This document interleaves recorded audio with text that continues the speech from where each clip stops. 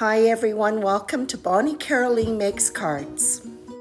I love the beauty and peacefulness that comes with a winter nighttime scene. These gorgeous images and sentiments from Simon Says Stamps' Cozy Wishes are perfect for any winter card, be it a birthday, Christmas, or I'm thinking of you. I began with an ink blended background on Bristol Smooth cardstock. I'm working with Distress Oxide inks, Chipped Sapphire, Mowed Lawn, and Shabby Shutters. I'm creating a narrow rectangular ink blended background using Simon Says Stamps slim line masks. I'm working with the middle size stencil.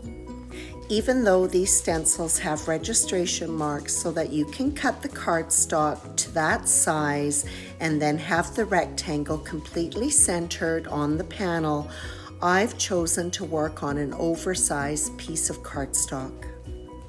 I find it easier for me just to get that rectangle centered when I die cut it.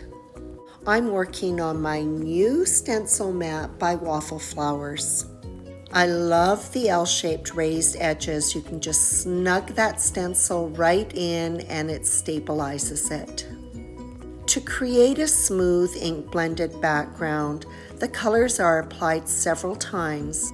One color is extended into the next. When the colors overlap, I lessen the pressure so that I have a seamless transition. I take my time applying the ink several times to build up that color. Keeping the stencil in place, the panel is lightly spattered with Distress Stained Tarnished Brass and then left to dry completely.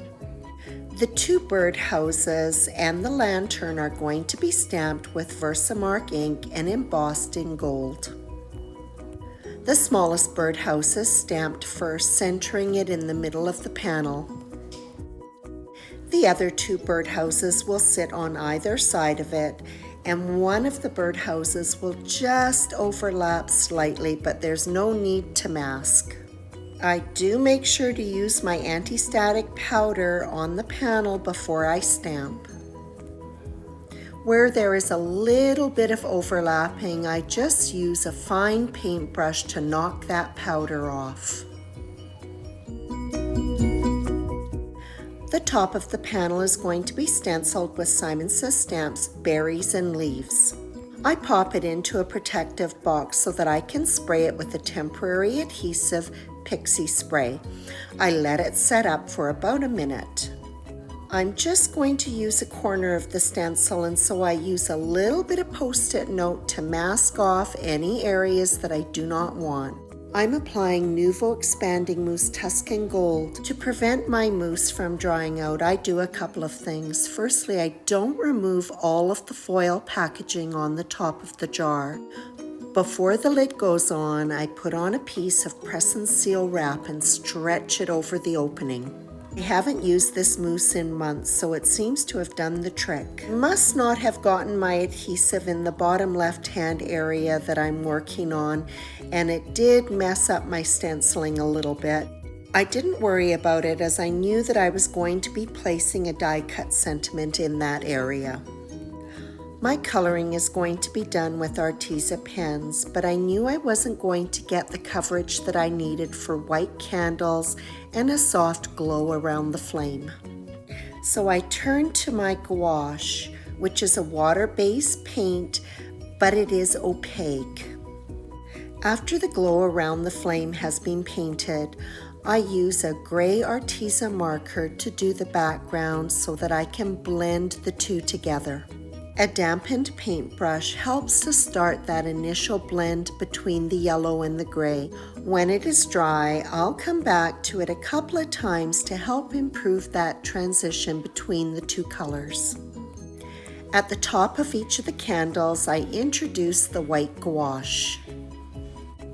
The white will transition to a gray, again using the Arteza pen to create that shadow at the bottom of the candle.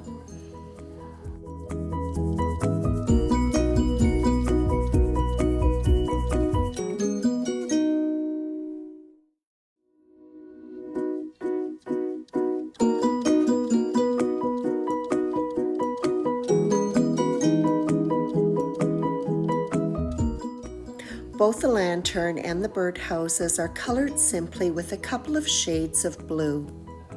A dark brown is used to color both the posts and the openings in the birdhouses.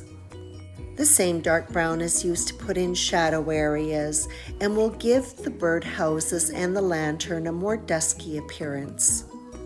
A damp watercolor brush is used to pull those shadows out.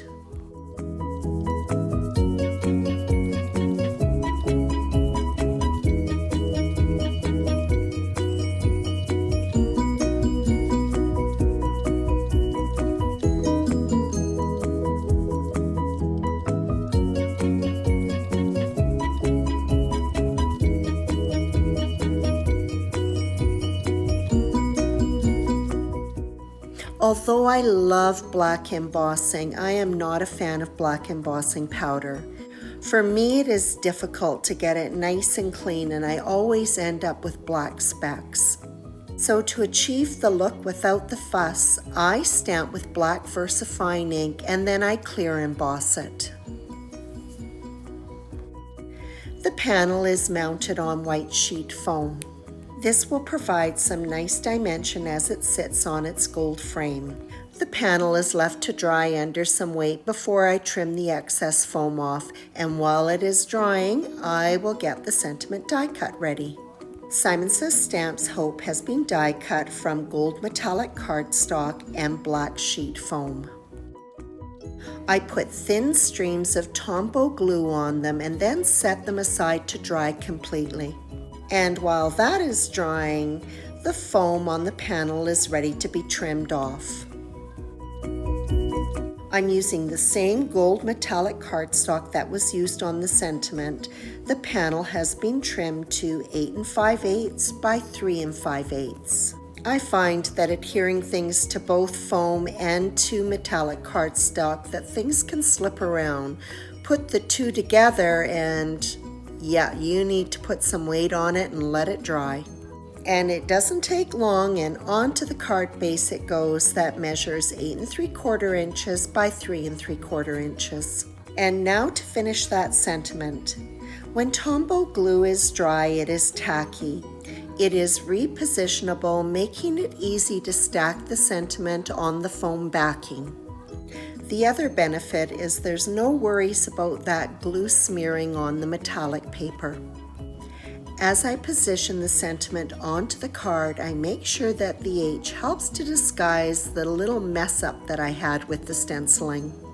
I always find it interesting when I review the video.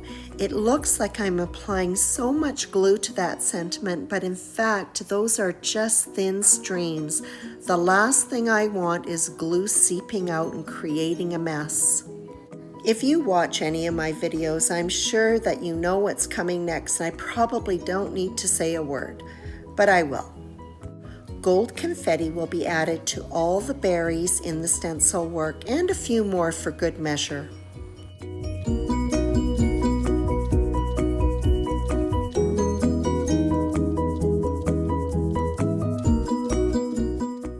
And of course, what's confetti if it isn't topped up with Nouveau Crystal Drops Morning Dew? When the morning dew is dry, it is clear and the confetti looks just amazing. And that wraps up this Christmas slimline featuring Simon Says Stamps Cozy Wishes. The supplies and materials used to make this card can be found in the description of my YouTube channel or on my blog at bonniecarolee.com. I hope you enjoyed this video on creating a nighttime winter scene.